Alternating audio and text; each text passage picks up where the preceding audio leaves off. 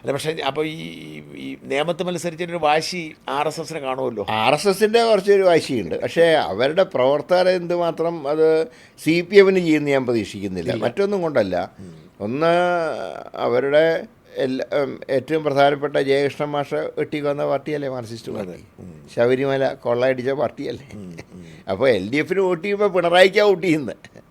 പിണറായിയുടെ ധിക്കാരെല്ലാവർക്കും. ഈ കഴിഞ്ഞ ദിവസം തന്നെ സുധാകരനെ ചെറ്റാന്ന് വിളിച്ചു.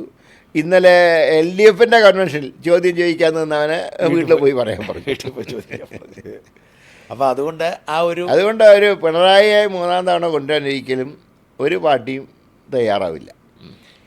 അതാണ് ഞാൻ UDFൻ്റെ ഇപ്പോൾ ഈ ഒരു അഭിപ്രായ ഭിന്നതയൊക്കെ ഉണ്ടായല്ലോ. ഇപ്പോൾ സുധാകരൻ മത്സരിക്കാൻ ശ്രമിച്ചു. ഇതൊക്കെ ഇതിനെ ബാധിക്കത്തില്ല UDF? ഇല്ല, ഇതിപ്പോൾ കാരണം ഒരു ഭരണവിരുദ്ധ വികാരമുള്ളതുകൊണ്ട് അത് പെട്ടെന്ന് സെറ്റിൽ ചെയ്യുകയും ചെയ്തല്ലോ.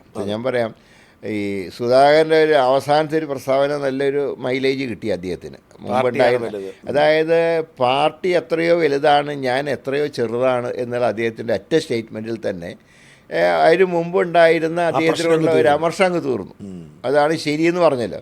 പിന്നെ നാട്ടിൽ തിരിച്ചെത്തി അദ്ദേഹം തെരഞ്ഞെടുപ്പ് രംഗത്ത് സജീവമായിട്ട് പ്രവർത്തിക്കുന്നുണ്ട്.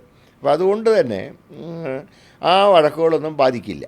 സുധാകരൻ വിഷയത്തിൽ എന്താണ് സംഭവിച്ചത്? അദ്ദേഹത്തിന് സീറ്റ് കൊടുക്കാമെന്ന് പറഞ്ഞിരുന്നതല്ലേ? പിന്നെ എനിക്ക് സത്യത എന്തായിരുന്നു അദ്ദേഹത്തിനോട് പറഞ്ഞതെന്ന് എനിക്കറിയില്ല. അപ്പോൾ സാധാരണ രീതിയിൽ ഹൈക്കമാൻഡിൻ്റെ തീരുമാനം MP അസംബ്ലിയിലേക്ക് മത്സരിക്കേണ്ടതെന്നായിരുന്നു. തീർച്ചയായും. അത് മറ്റൊന്നും കൊണ്ടല്ല. ഇപ്പം ഞാൻ പറയാം, ഞാനിപ്പോൾ MLA ആയിട്ടിരിക്കുമ്പോൾ MP ആയല്ലോ. ആകെ വട്ടിയൂർക്കാവ് നിയോജകമണ്ഡലത്തിൽ മാത്രമേ ബൈ ഇലക്ഷൻ വരുന്നുള്ളൂ. നേരെ മറിച്ച് MP അസംബ്ലിയിലേക്ക് പോയാൽ 7 അസംബ്ലിയിൽ ബൈ ഇലക്ഷൻ വരും. അതുകൊണ്ട് ഹൈക്കമാൻഡ് സാധ്യത പ്രോത്സാഹിപ്പിക്കുകയില്ല. അതുകൊണ്ട് ഹൈക്കമാൻഡ് ടോട്ടലായിട്ട് എടുത്തിട്ടുള്ള നിർദ്ദേശം വേണ്ടാന്നായിരുന്നു. പക്ഷേ സുധാകരൻ എന്താണ് അങ്ങനെ വാക്കുപോലും കൊടുത്തതെന്ന് എനിക്കറിയില്ല, ഇപ്പോഴും എനിക്കറിയില്ല.